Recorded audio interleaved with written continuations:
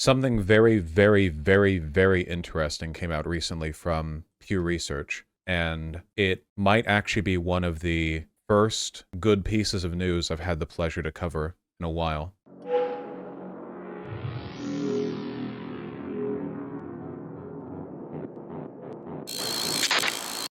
Okay, remember how over the past few years, over and over and over again, we've seen polling that indicates that young people are weirdly far right in ways that we wouldn't expect them to. Like, for example, polling about Holocaust denial or anything like that. Like, we'll see these polls where it's like 65-year-old people, like 2% of them are Holocaust denialists or whatever. And then for like 40-year-olds, it's like 3%. And then for people who are like 20 years old, it's actually like 14%. It's like, whoa, what's going on there? An interesting article, a short read from the Pew Research Center indicates that all of these studies about young people might be bullshit, total horseshit. It's good news. Because these polls almost always indicate bad outcomes when looking at young people. But, if you please, online opt-in polls can produce misleading results, especially for young people and Hispanic adults. Okay? Prior studies of bogus respondents show large errors among young people.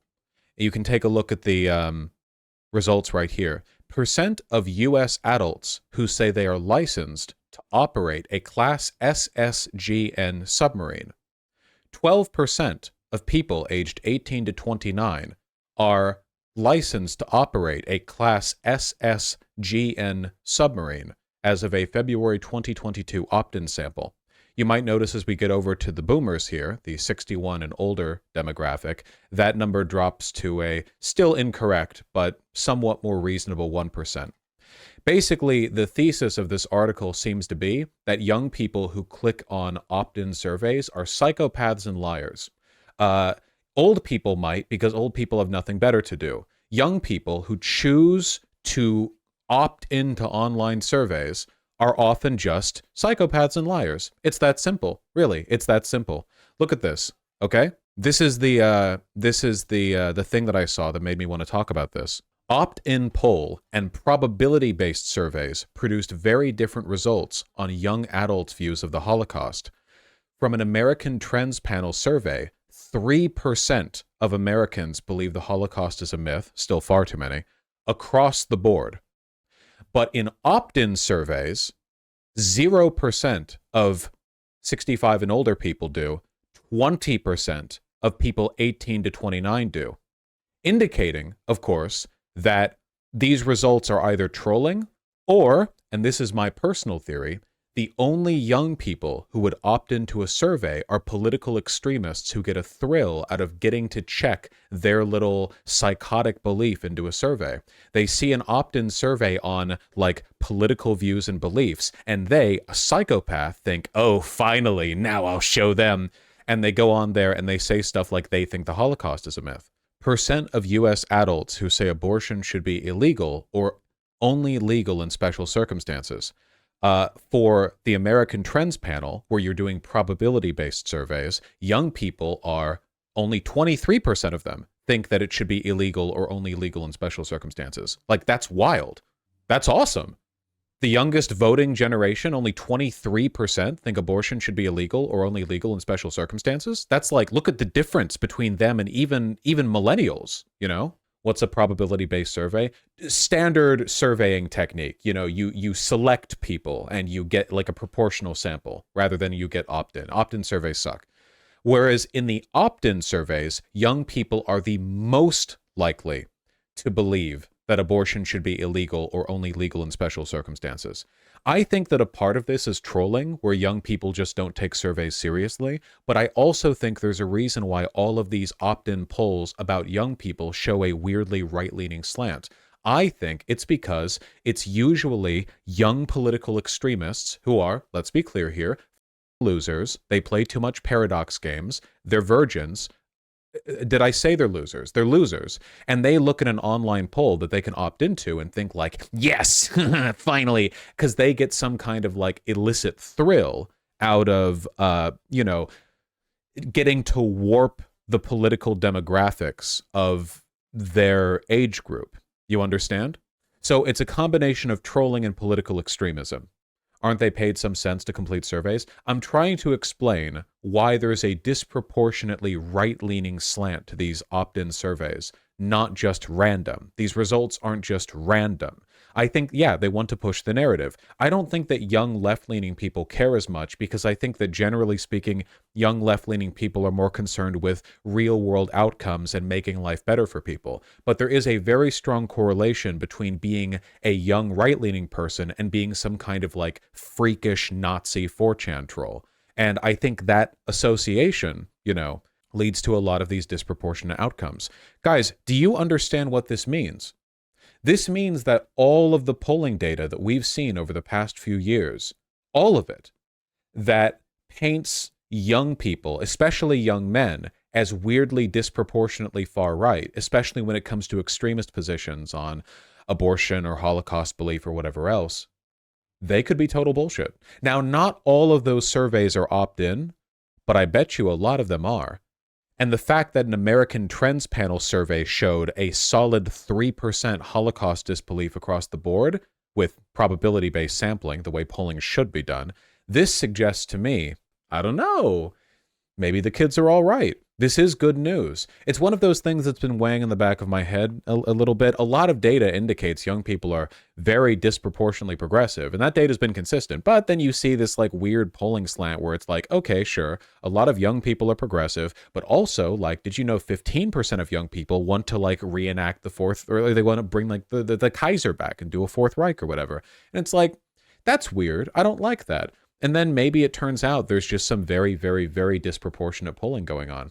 Remember, the last time that we saw any online polling that talked about young people's disposition towards disbelieving the Holocaust, that was done from a company that was working in line with a Zionist. Do you remember? I don't remember the details, but I remember talking about this on stream. It was polling that was trying to indicate that way more young Americans were like, either ignorant of or disbelieving of the Holocaust than people are willing to believe or acknowledge or accept. And as a consequence of that, like, we need to change this or like educate people better.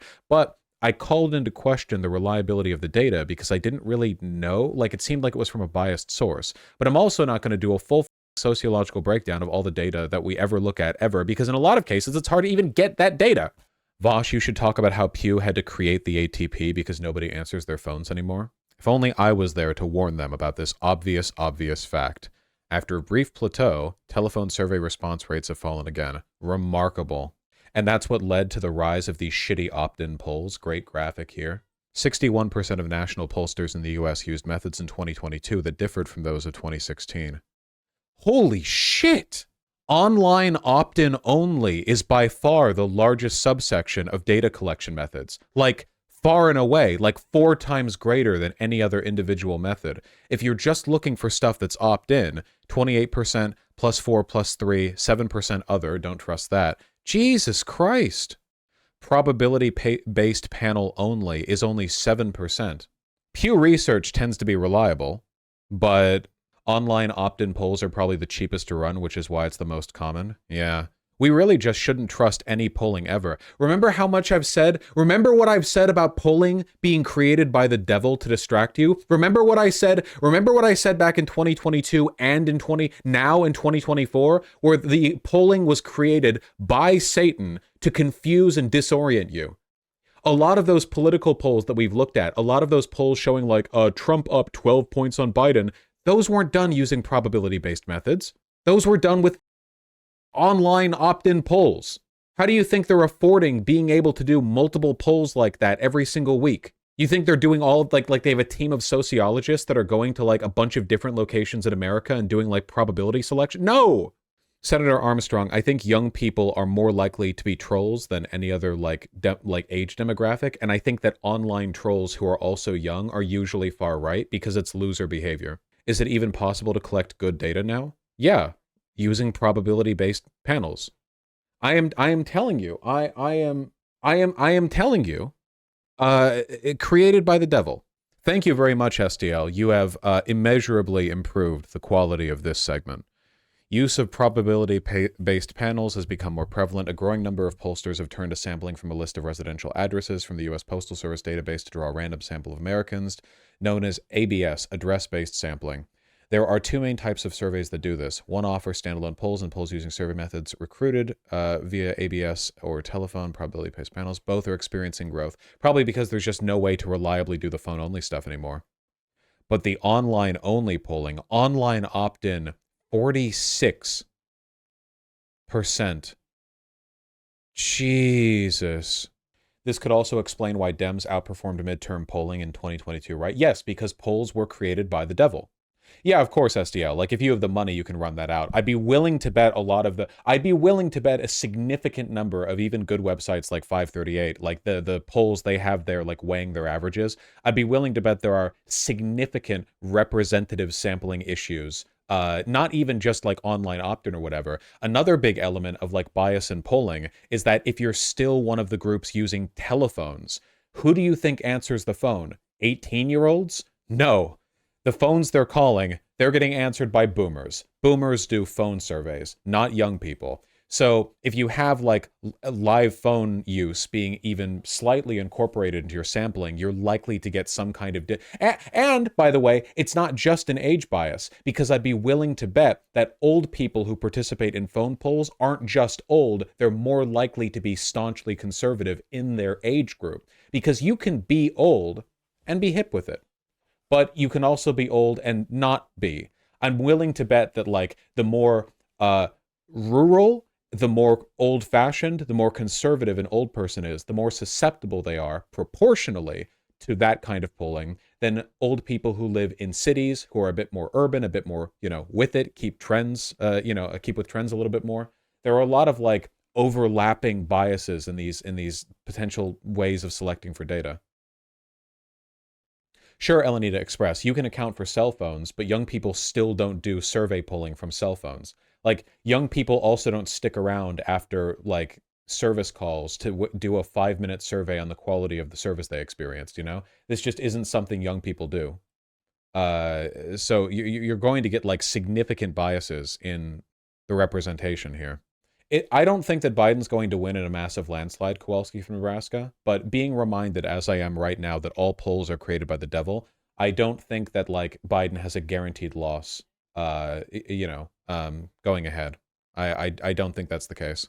We'll have to see. I mean, we'll be covering it all here live. So there we go.